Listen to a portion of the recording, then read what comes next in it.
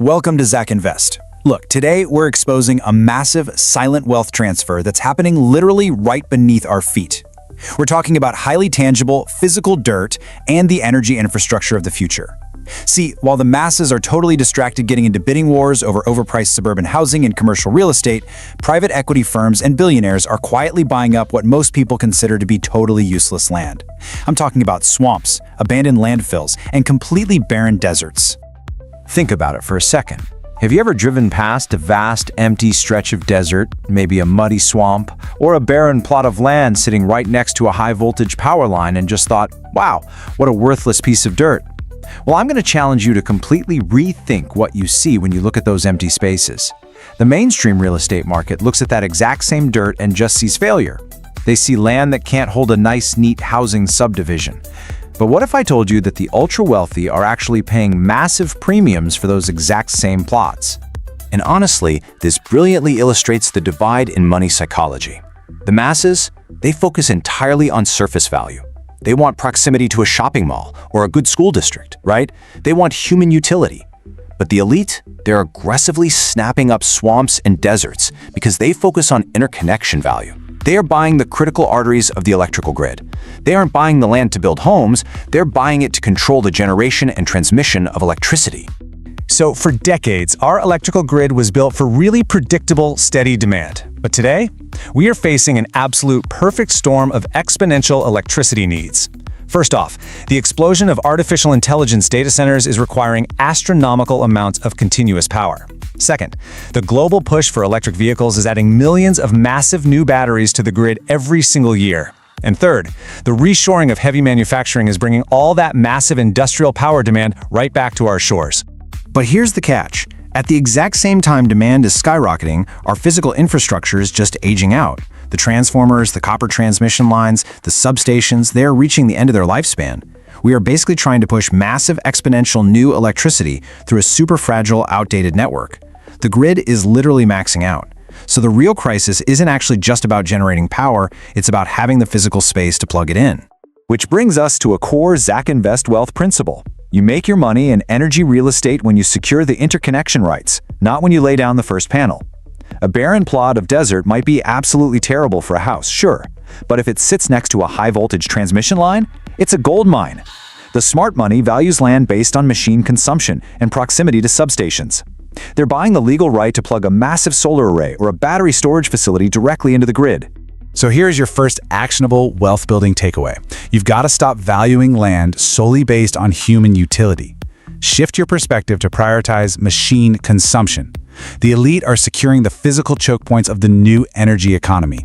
By targeting land with high interconnection potential, you're literally positioning yourself right in front of a multi-decade wave of infrastructure spending. Now, an amateur buys land and only ever thinks about the surface, what they can physically build on top of the dirt. But a professional sees a single plot of land almost like a giant pie that can be sliced up into distinct, highly profitable legal layers. Surface rights, energy rights, mineral rights, and air rights. The elite are buying land specifically to isolate and monetize those energy rights. And here is the exact step-by-step legal framework they use to do it. Step 1, they buy the dirt and immediately conduct an interconnection study to map out exactly how much power the local substation can actually handle.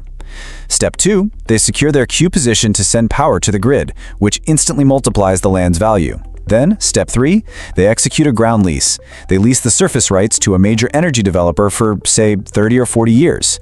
The developer is the one who takes on all the risk to build and operate the infrastructure, while the landowner, they just sit back and collect a massive, escalating, completely passive annual lease payment.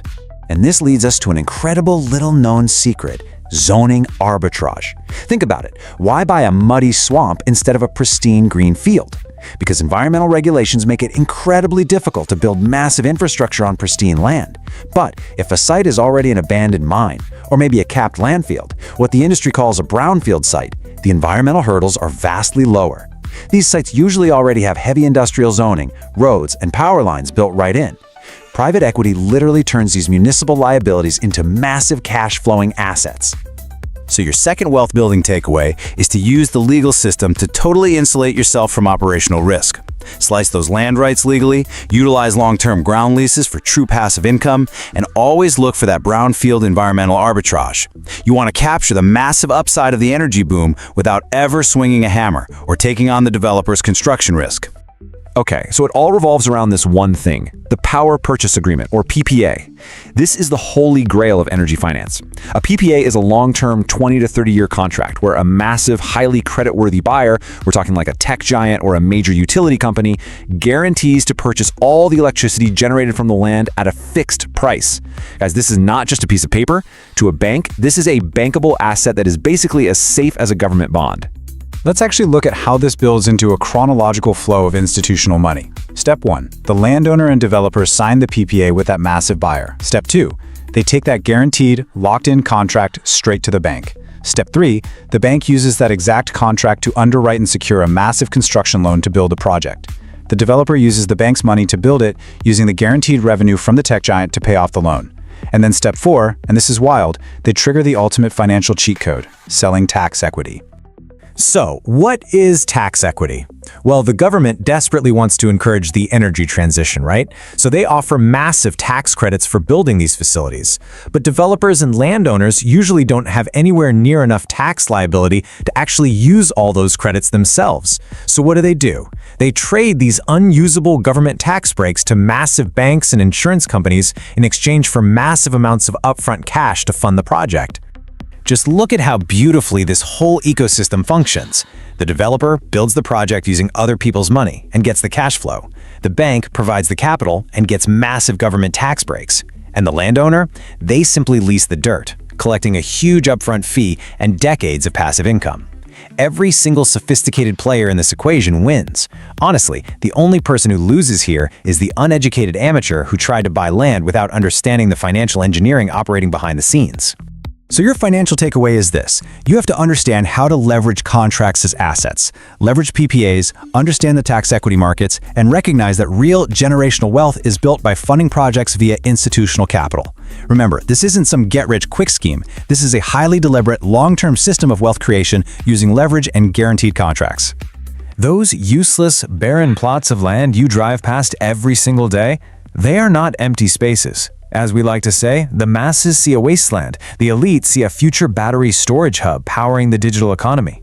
From now on, when you see a desert, don't just see dirt, see a massive solar array powering the next generation of artificial intelligence.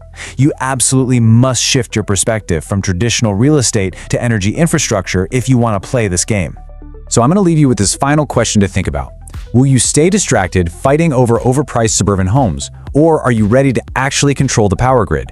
If you want to dive deeper into the exact legal structures and the financial models that institutional banks use to underwrite these exact deals, I've compiled a comprehensive, deep dive educational guide linked directly in the description below. Go download it, study it, and start looking at the world like a true investor. Keep compounding your knowledge, and I will see you in the next explainer.